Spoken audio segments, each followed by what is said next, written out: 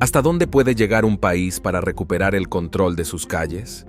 Desde la prisión más grande y estricta del planeta, hasta las medidas más drásticas de seguridad, hoy revelaremos las imágenes virales de El Salvador, donde muestran lo que realmente sucede bajo los muros de este país.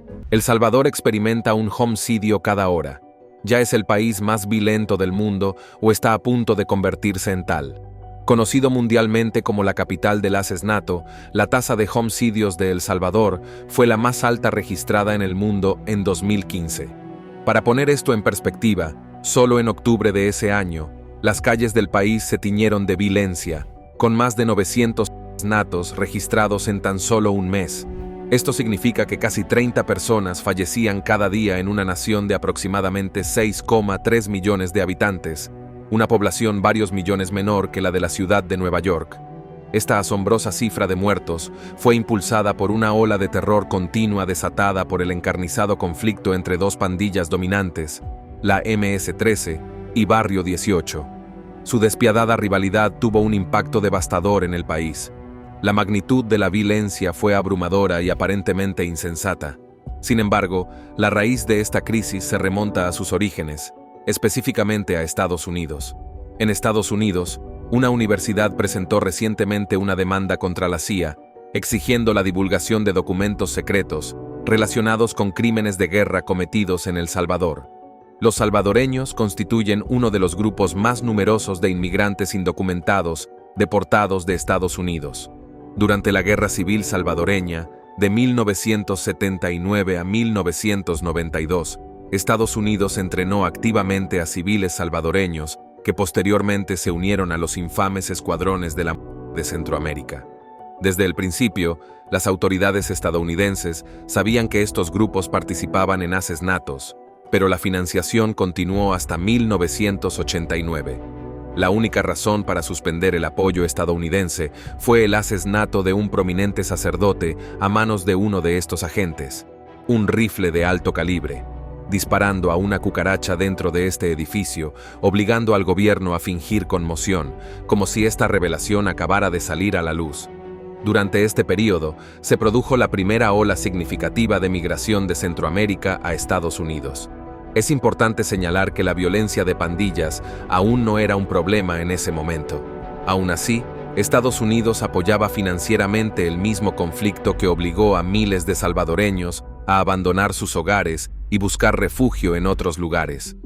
Fue en las ciudades estadounidenses donde se arraigaron las primeras pandillas salvadoreñas. Aislados y rodeados de diversas comunidades étnicas en el sur de California y Los Ángeles, estos migrantes formaron sus propios grupos para buscar protección e identidad.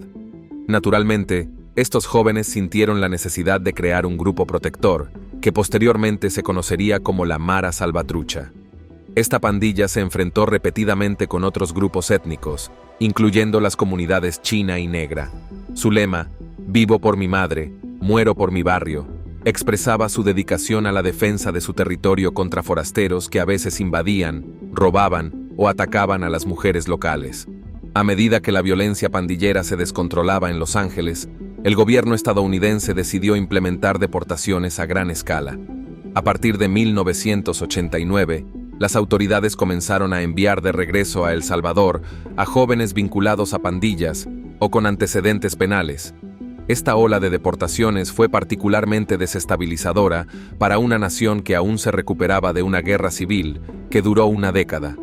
Ese conflicto dejó tras de sí una sociedad traumatizada, lidiando con la pobreza generalizada, estructuras sociales frágiles y miles de huérfanos. Llegaron alrededor de 4.000 deportados, muchos de los cuales se habían iniciado en la cultura pandillera durante su estancia en el sur de California. El Salvador simplemente carecía de la capacidad para gestionar esta repentina afluencia de delincuentes empedernidos. Al mismo tiempo, estos retornados se encontraron en un país agobiado por graves dificultades económicas e inestabilidad social.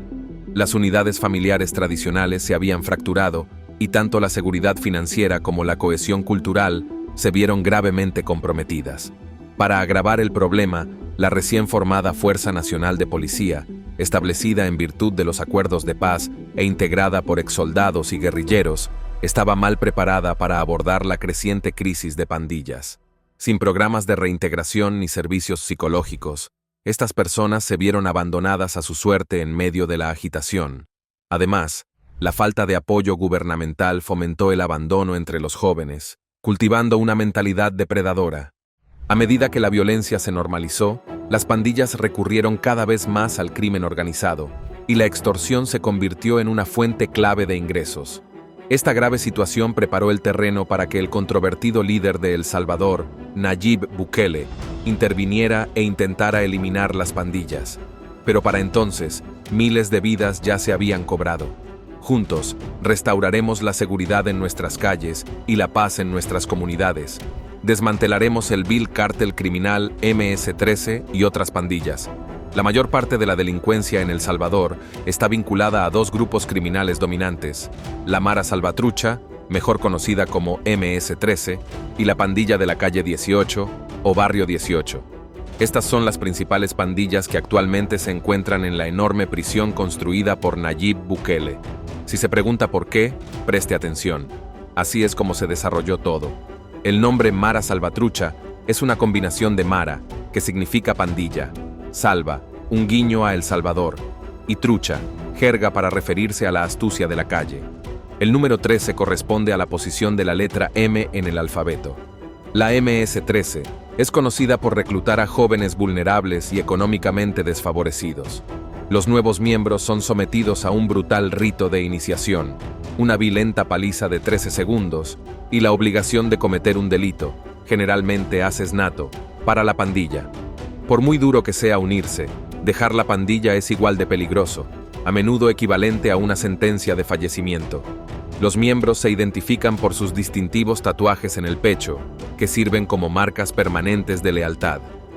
En 2008, una evaluación de amenazas del FBI estimó que la MS-13 tenía entre 6.000 y 10.000 miembros en Estados Unidos, lo que la convierte en una de las organizaciones criminales más importantes del país.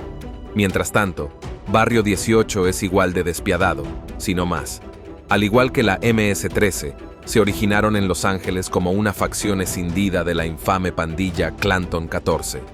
Inicialmente, las diversas camarillas de Barrio 18 estaban compuestas principalmente por inmigrantes mexicanos. Controlan barrios como el Parque MacArthur en el distrito Koreatown del centro de Los Ángeles. Sus miembros deben seguir reglas estrictas, y cualquier acto de desafío contra un líder o compañero puede resultar en una paliza de 18 segundos o la ejecución por delitos graves. Los pandilleros suelen usar ropa deportiva con el número 18 y exhibir tatuajes similares a los de sus rivales. Sus colores, azul y negro, rinden homenaje a la mafia mexicana y reflejan la identidad original de la pandilla. Con el tiempo, el poder de estas dos pandillas dominantes se expandió por El Salvador, Guatemala y Honduras. Se aprovecharon de gobiernos débiles y la exclusión social generalizada para expandir sus imperios criminales. Barrio 18 extorsionó sistemáticamente las redes de transporte público de El Salvador, desplazó a comunidades enteras e incluso se infiltró en la esfera política. La MS-13 está involucrada en un amplio espectro de delitos, incluyendo asesinatos, violaciones, secuestro, tráfico de armas y drogas y prácticamente cualquier forma de actividad ilícita. Para 2016, estas pandillas habían dividido El Salvador en territorios y establecido presencia en 247 de los 262 municipios del país. Entrar o salir de estas zonas a menudo requería el pago de extorsiones, mientras que los negocios que operaban dentro de las zonas controladas por las pandillas se veían obligados a pagar una indemnización por protección. Las pandillas imponían un implacable código de silencio entre los testigos mediante la intimidación violenta. Cualquiera que denunciara delitos a las autoridades se arriesgaba a un castigo severo, y sus familias enteras a menudo eran blanco de represalias. Las mujeres eran violadas y los hombres asesinados. Para comprender la gravedad de la situación, basta con considerar que la tasa de homicidios en El Salvador se disparó hasta alcanzar la más alta del mundo. En 2009, el país registró 71 homicidios por cada 100 habitantes. 2 años después, Honduras superó a El Salvador como la capital mundial del homicidio, también dominada por la MS-13 y otros grupos criminales latinoamericanos. Sin embargo, En un sombrío revés, El Salvador recuperó su primer puesto en 2015, con una alarmante tasa de 103 homicidios cada 100 habitantes, la tasa de homicidios más alta registrada en el último siglo. Mientras tanto, se estimaba que en 2004 había unos 39 pandilleros activos en El Salvador. Para 2012, esa cifra se había triplicado. Estas pandillas se habían convertido en sofisticadas organizaciones criminales, extendiendo su influencia a Europa, África y Estados Unidos. Sus ingresos anuales alcanzaban aproximadamente los $30.000 y 1,2 millones, principalmente a través del narcotráfico y la extorsión. La MS-13, en particular, estuvo vinculada a varios casos de alto perfil, incluyendo el brutal asesinato de 2 estudiantes de secundaria en Nueva York, presuntamente como venganza por una disputa menor. Otro incidente involucró la detención de 2 presuntos pandilleros en Houston, Texas, acusados de secuestrar y agredir a 3 niñas antes de asesinarlas en la carretera. El Salvador se tambaleaba al borde del colapso, encaminándose hacia la autodestrucción. Sin embargo, Nayib Bukele emergió como el líder que abordaría la corrupción con decisión. Si bien algunas de sus políticas fueron poco ortodoxas, es improbable que un día se despertara con la intención de transformar la nación. Sus reformas se construyeron sobre los cimientos establecidos durante más de 20 años de gobiernos anteriores. Remontándonos a junio de 2004, el presidente Saca introdujo la política de la supermano dura, que otorgaba a los militares la autoridad para patrullar las zonas controladas por pandillas, realizar registros aleatorios y arrestar a personas basándose únicamente en su apariencia. Esta ofensiva resultó en cerca de 4.000 arrestos de pandillas y causó una grave sobrepoblación carcelaria. Para 2012, las pandillas buscaron treguas, solo para romperlas repetidamente a lo largo del año. Ese fue solo uno de muchos ceses al fuego. Pero si estas pandillas eran tan poderosas, ¿cómo logró Bukele romper su control? El Salvador pasó de ser el lugar más peligroso del mundo al país más seguro del hemisferio occidental. Este logro fue sin precedentes y difícil de lograr. La clave reside en los antecedentes de Bukele y la violencia que presenció durante su infancia. Nacido durante la Guerra Civil salvadoreña, fue criado en San Salvador por su padre palestino, quien fundó la primera franquicia de McDonald's en El Salvador. Su padre también dirigía una empresa textil, ayudó a construir 4 mezquitas y una agencia de relaciones públicas. Bukele tiene 3 hermanos y 7 medio hermanos, y asistió a una escuela privada bilingüe. Su trayectoria política comenzó tras terminar la universidad y dirigir una discoteca en el centro de San Salvador. Posteriormente, se hizo cargo de la Agencia de Relaciones Públicas de la familia, cuyo principal cliente era el Frente Farabundo Martí para la Liberación Nacional, el mismo grupo que luchó contra los militares durante la Guerra Civil. En aquel entonces, la presidencia y la legislatura estaban controladas por la Alianza Republicana Nacionalista, fundada a principios de la década de 1980 por un miembro de un escuadrón de la muerte de derecha. El partido representaba principalmente a las élites empresariales, pero también incluía a exmilitares y conservadores religiosos. En 2009, una serie de escándalos de corrupción derrocó a Arena, lo que permitió al FMLN ganar poder, que mantuvo durante la siguiente década. Con vínculos con el FMLN, Bukele lanzó una campaña autofinanciada para convertirse en alcalde de Nuevo Cuscatlán, un municipio salvadoreño. Ganó, y su éxito animó al FMLN a respaldarlo para la alcaldía de San Salvador. Para entonces, la mala reputación del FMLN amenazaba sus perspectivas, por lo que se separó del partido para crear un nuevo partido político, el vehículo que finalmente lo llevó a la presidencia.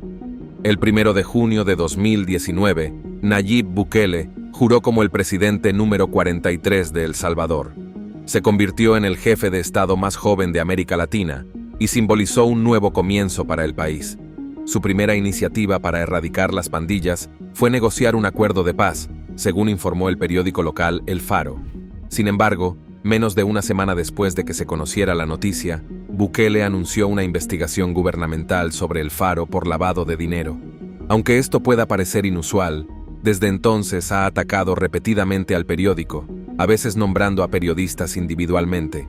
Algunos han huido del país, mientras que otros se han ido temporalmente tras publicar artículos críticos, regresando solo cuando las amenazas disminuyen. Si bien el Faro cuenta con un fuerte apoyo internacional, la campaña de Bukele en su contra ha influido significativamente en el panorama mediático de El Salvador. Muchos consideran ahora a El Faro parcial y poco fiable. Además, la Asamblea Nacional Salvadoreña aprobó una controvertida ley que restringe la cobertura mediática de temas relacionados con las pandillas.